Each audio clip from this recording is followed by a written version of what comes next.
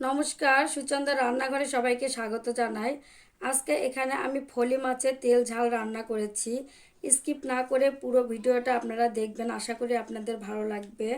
এই যে ফলি মাছটা দেখতে পাচ্ছেন, এই যে আমি এখানে গোটা গোটা ফলি মাছের তেল ঝাল রান্না করেছি। আপনারা অবশ্যই বাড়িতে রান্না করে খাবেন।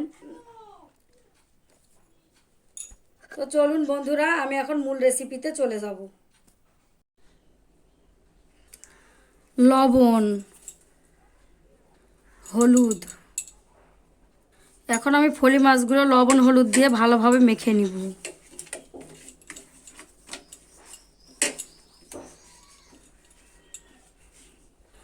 মাছটা লবণ হলুদ দিয়ে মেখে নেওয়া হয়েছে। এই রান্নাটা আমি সরিষার তেলে করে নিব, তাই আমি সরিষার তেল দিয়ে দিচ্ছি। তেল গরম হয়ে এসেছে, এখন আমি মাছগুলো ভেজে নিব।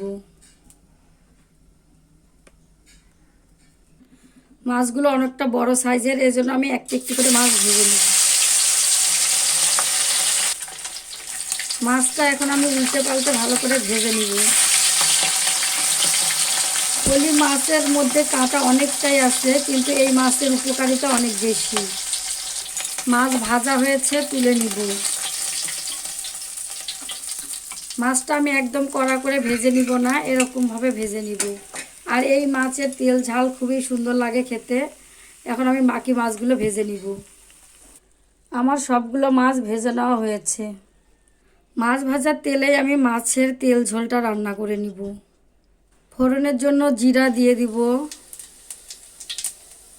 দুটো তেজপাতা। জিরা থেকে খুব সুন্দর একটা স্মেল বের হয়েছে। এখন দিয়ে দিব সামান্য পরিমাণে জল। জিরা বাটা, আদা বাটা, হলুদ গুঁড়ো, মরিচ গুঁড়ো, স্বাদ মতো লবণ। এখন আমি সমস্ত মশলাগুলো ভালোভাবে কষিয়ে নিব। একটি টমেটো আমি এখানে ব্লেন্ড করে নিয়েছি, এখন টমেটোটা দিয়ে দিব। টমেটো দিয়ে আবারও ভালোভাবে কষিয়ে নিব। যতক্ষণ পর্যন্ত না তেল ছেড়ে এসেছে ততক্ষণ পর্যন্ত আমি এভাবে কষাতে থাকব।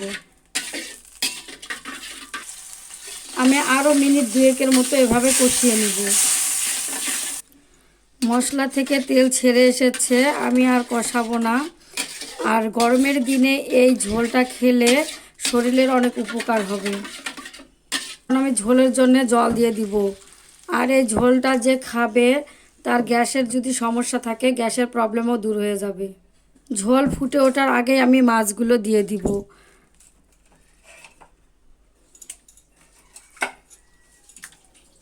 মাছের এই তেল ঝোলটা আমি 10 মিনিটের মতো ফুটিয়ে নিব। এখনও মাছের ঝোলটা হয়নি, তাতেই দেখেন কত সুন্দর কালার এসেছে। এখন আমি ঢাকনা দিয়ে ঢেকে দিব। ঢাকনাটা তুলে নিব। মাছের ঝোলটা হয়েছে, এখন আমি নামিয়ে নিব। দেখতেই পাচ্ছেন ঝোলটার মধ্যে খুব সুন্দর একটা কালার এসেছে। এভাবে আপনারা বাড়িতে বানিয়ে খাবেন। গরম গরম ভাতের সঙ্গে খেতে খুবই ভালো লাগবে। মাছের ঝোলটা এখন আমি ঢেলে নিব।